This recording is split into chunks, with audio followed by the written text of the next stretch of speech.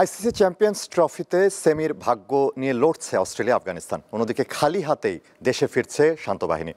এসব খবরের পাশাপাশি দেশ বিদেশের খেলাধুলার আরও খবর নিয়ে সাজানো হয়েছে আজকের ইসলামী ব্যাংক দীপ্ত স্পোর্টস। আপনাদের সাথে আছি আমি আনোয়ারুল আলম। এদিকে আইসিসি চ্যাম্পিয়ন্স ট্রফিতে ব্যর্থতার গ্লানি নিয়ে দেশে ফিরছে বাংলাদেশ দল।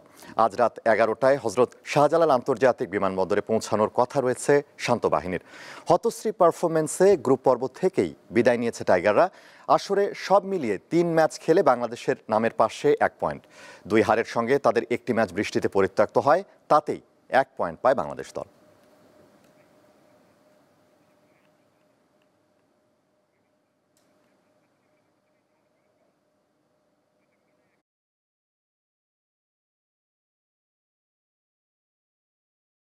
চ্যাম্পিয়ন্স ট্রফির মিশন শেষ হলেও তরুণ পেসার নাহিদ রানাকে নিয়ে প্রশংসা থেমে নেই।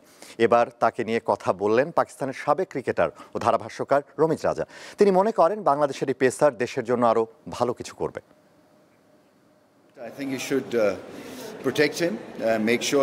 নাহিদ রানা দারুণ বোলিং করছে। আমার মনে হয় তাকে ভালোভাবে দেখে রাখতে হবে। সে অবশ্যই বাংলাদেশের জন্য সম্ভাবনা। আমি বাংলাদেশের জন্য খুশি। আমি শুধু তার পেসের কথা বলছি না, তার লেন্থটাও ভালো এবং সে এখনো তরুণ। সে আরো শিখবে। আমার মনে হয় তার আরো গতি বাড়বে। তার পেসের ধারাবাহিকতা আমাকে মুগ্ধ করেছে।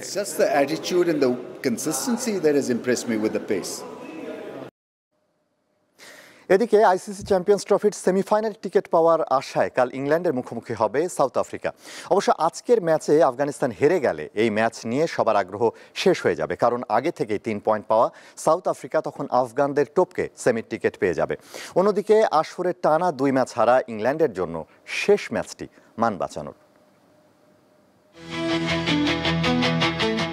আসরে উড়ন্ত সূচনা করেছিল ইংলিশরা। পেন ডাকেটের চ্যাম্পিয়ন্স ট্রফির ব্যক্তিগত সর্বোচ্চ 165 রানের ইনিংসে ভর করে এই প্রতিযোগিতার ইতিহাসের সবচেয়ে বড় স্কোরের রেকর্ড করে তারা। তবে 4 ঘন্টারও কম সময়ে জশ ইংলিশ ঝড়ে ভেঙে যায় ইংলিশদের সে রেকর্ড, সাথে ভাঙে তাদের মনও। পরের ম্যাচে প্রথমবার চ্যাম্পিয়ন্স ট্রফি খেলতে আসা আফগানিস্তানের কাছে হেরে কেবল মন নয়, ভেঙেছে ইংল্যান্ডের সেমিফাইনালের স্বপ্ন।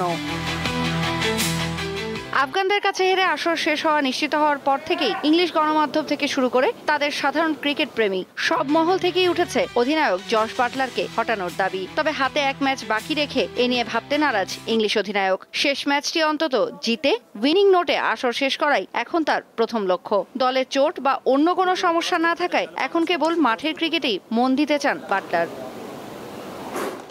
অন্যদিকে প্রথম ম্যাচে আফগানদের হারিয়ে মনোবল আর পয়েন্ট দুটোই বাড়িয়ে নিয়েছিল সাউথ আফ্রিকা। তবে পরের ম্যাচটা বৃষ্টিতে ভেসে যায়, তাই অস্ট্রেলিয়া বধ না হলেও 1টি পয়েন্ট পাওয়া হয়ে গেছে। ওই 1টি পয়েন্টই এখন তাদের জন্য উদ্ধারকারী হয়ে আসতে পারে, কারণ ইংল্যান্ডকে হারিয়ে 2 পয়েন্ট পাওয়া আফগানরা এখন স্বপ্ন দেখছে গত ওয়ানডে বিশ্বকাপে অস্ট্রেলিয়াকে হারাতে না পারার আক্ষেপ ঘোচাতে। আফগানরা স্বপ্ন পূরণ করলে প্রোটিয়ারা শেষ 4-এর টিকিট পাবে অজিদের চেয়ে ভালো রান রেটের কারণে। আর আফগানিস্তান হেরে গেলে বৃষ্টির কল্যাণে পাওয়া 1টি পয়েন্টই প্রোটিয়াদের নিয়ে যাবে সেমিফাইনালে।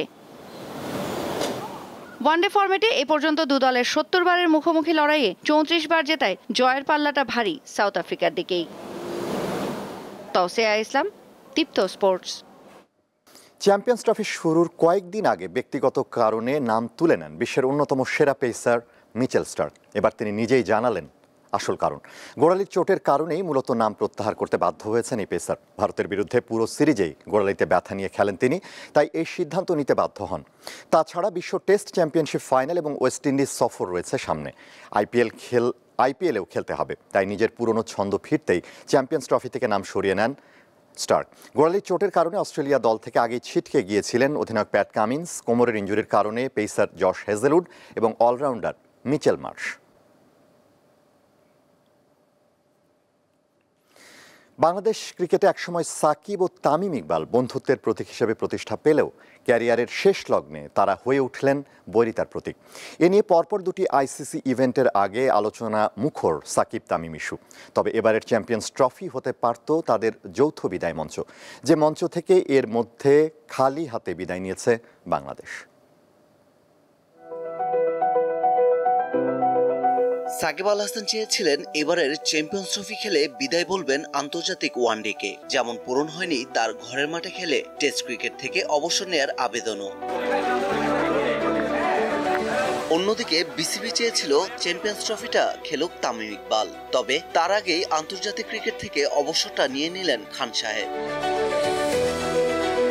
এ নিয়ে পরপর দুই আইসিসির ইভেন্টের আগে বাংলাদেশের ক্রিকেট সাকিব তামিম আলোচনায় মুখর থাকলো। একটা তো এই চ্যাম্পিয়ন্স ট্রফিতে তামিম ইস্যুতে, আর তার আগে প্রথম বিতর্কটা হয়েছিল ভারতে 2023 সালের ওয়ানডে বিশ্বকাপের আগে।